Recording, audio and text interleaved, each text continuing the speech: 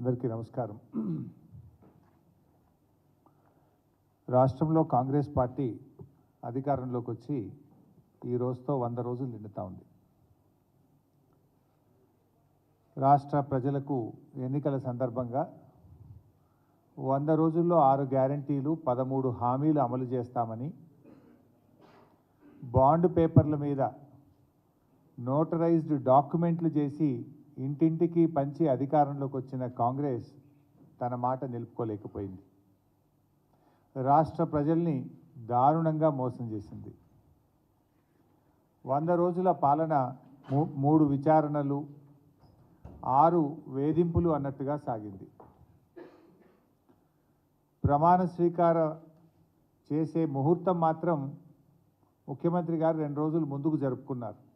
ఆ రోజు ఏం చెప్పారంటే డిసెంబర్ 9వ తేదీ సోనియా గాంధీ జన్మదినం రోజు ప్రమాణ స్వీకారం చేస్తాను, నా మొదటి సంతకం 2 లక్షల రుణమాఫీ మీదనే ఉంటుందని, ఏకకాలంలో 2 లక్షల రుణమాఫీ చేస్తామని బహిరంగ వేదికల మీద ప్రకటించినటువంటి రేవంత్ రెడ్డి గారు ప్రమాణ స్వీకార సమయాన్ని మాత్రం 2 రోజులు ముందుకు జరుపుకున్నారు. హామీలు అమలు చేయమంటే మాత్రం అది వెనక్కు జరుపుతూ ఉన్నారు.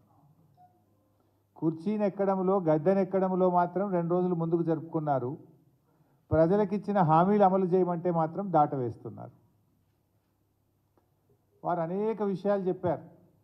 గ్యారంటీలకు మొదటి క్యాబినెట్లోనే చట్టబద్ధత చేస్తామని చెప్పి మాట తప్పింది కాంగ్రెస్ పార్టీ. ప్రతిరోజు ముఖ్యమంత్రి గారి కార్యాలయంలో ప్రజా దర్బార్ అన్నారు, చేయించారు. పూటకో మాటతో ప్రజల్ని మభ్యపెడుతున్నారు.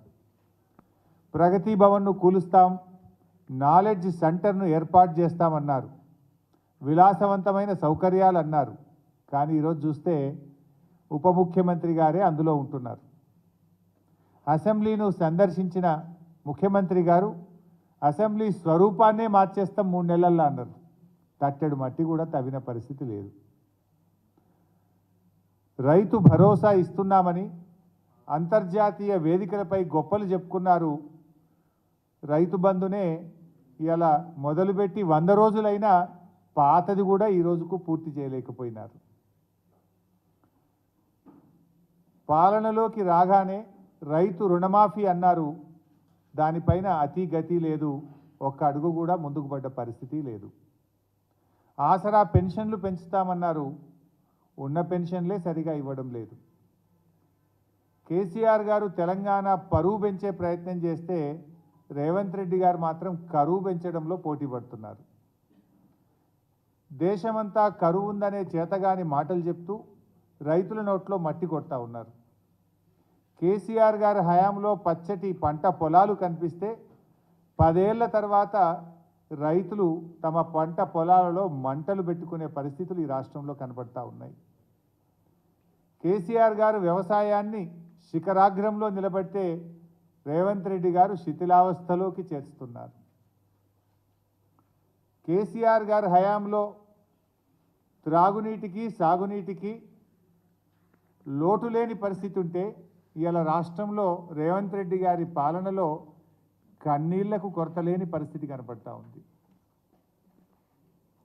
మిషన్ భగీరథ ఇంటింటికి నీళ్ళు ఇచ్చే పథకం కేసీఆర్ గారు తీసుకొస్తే రేవంత్ రెడ్డి గారి రాజ్యంలో మళ్ళీ ఖాళీ బిందెల ప్రదర్శన కనబడతా ఉంది. స్వయంగా ఆయన నియోజకవర్గం కొడంగల్లోనే కనబడ్డది. నిన్నెవరో ఖమ్మం నుంచి వచ్చి చెప్తా ఉన్నారు, ఖమ్మం పట్టణ